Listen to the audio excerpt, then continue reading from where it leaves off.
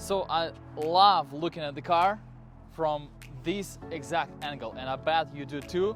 Today I'm gonna review 2025 GLC 300 Coupe.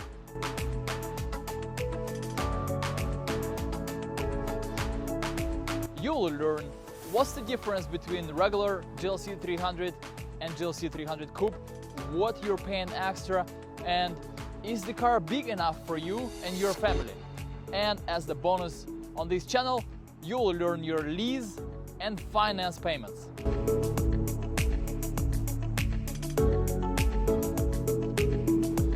Alright guys, let's review the car real quick. We're looking at pretty much base GLC 300 Coupe, and I like that it's base, so we'll talk about the packages briefly, but mostly you'll learn about the difference between GLC 300 and GLC 300 Coupe. Now, what makes them different is the actual design of the car. You have this slope in the back, which makes the name for it, right? Coupe. And look at this. I love GLC 300 Coupe design, and it says 4MATIC. So all of them are 4MATIC, and that's the difference number one between regular GLC and GLC 300 Coupe. So if you compare GLC 300 SUV to a Coupe one, you will find almost $10,000 difference in the price. What you're actually paying extra for is the design, but Mercedes-Benz did give you a few extra options that you would have to pay in GLC 300, and you don't pay for it in GLC 300 Coupe as an additional upcharge. They just included in that difference, right? So you have the grille that normally is only included in AMG line exterior. However, this car doesn't have the AMG line exterior, and it's an additional package that you can buy, but at least they gave you this nice grille on GLC 300 Coupe, so it doesn't look basic. You have 20-inch wheels, also an upgrade for the car. Look very nice, and it doesn't say the AMG on the wheels. I think $1 million question that you have for me: do they drive the same, GLC 300 Coupe compared to GLC 300 regular SUV? And the answer is yes. So don't be confused by the shape of the GLC Coupe and the aerodynamics of the car. Shape don't help this car to be faster. The car is equipped with absolutely the same powertrain, same horsepower, same torque, and same wheelbase. What they did change is the body of the car, but they didn't. I want to ask you to stop the video and hit the like button and subscribe to this channel if you find this content useful. It's pretty unique information that I provide in these videos, where you see the actual lease payment on today's market and finance payments. So if you find any of the information useful, please take a second to like the video. Now, compared to GLC 300, you do sacrifice some space in the trunk because of shape, right?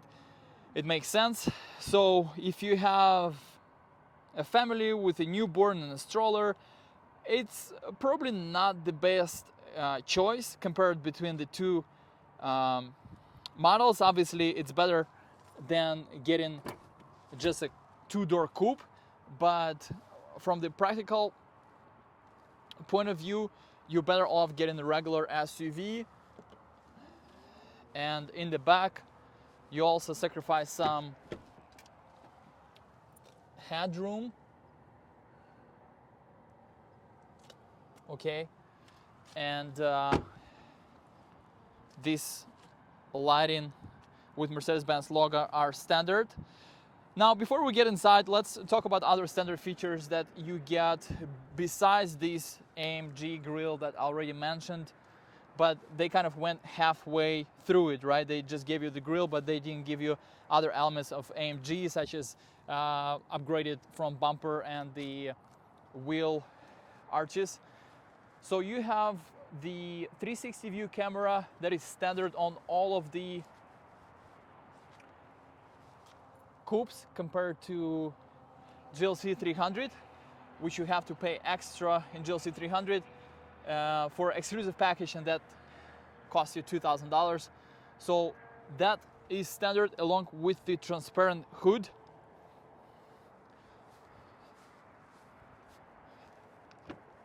I already mentioned the all-wheel drive standard. So now, just like GLC, you have heated seats standard, you have power steering wheel, AMG, I'm sorry, not the AMG, the ambient lights. This is MB Tax material, macchiato beige. So take a look how it looks with natural wood here. Now, if you get the AMG line, this steering wheel will be flat bottomed. Another important feature that you get standard in all GLC coupes compared to GLC 300 is navigation. Now, the CarPlay and Android Auto are wireless and they're standard. Another option that you get as standard compared to regular GLC is panorama, but it's not like a full panorama, but it's bigger than a moonroof, so let's call it in something in between, something like panorama, and you don't pay anything extra for that. So again, we're looking at a base car, doesn't have any additional options, and you will see your lease payments. Parking sensors are standard. Let's see if it detects that curb. It did, so it shows you here that you're getting too close, and it's able to park itself. Now, something important for you to understand how it works with the GLC Coupe and GLC 300. GLC Coupe always comes out 1 year later than regular GLC 300. So what it means, I just reviewed the GLC 300 on my channel, and I went over the changes that GLC 300 has, such as new colors for exterior, Alpine Gray and the Verde Silver.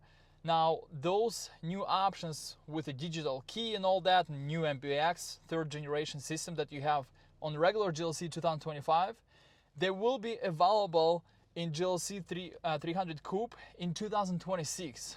So, for example, the new generation of GLC came out as a 2023 year model. Now, the new generation of the Coupe came out a year later as a 2024 year model. So I hope this makes sense. And let's take a look at those payments to see if the payments make sense.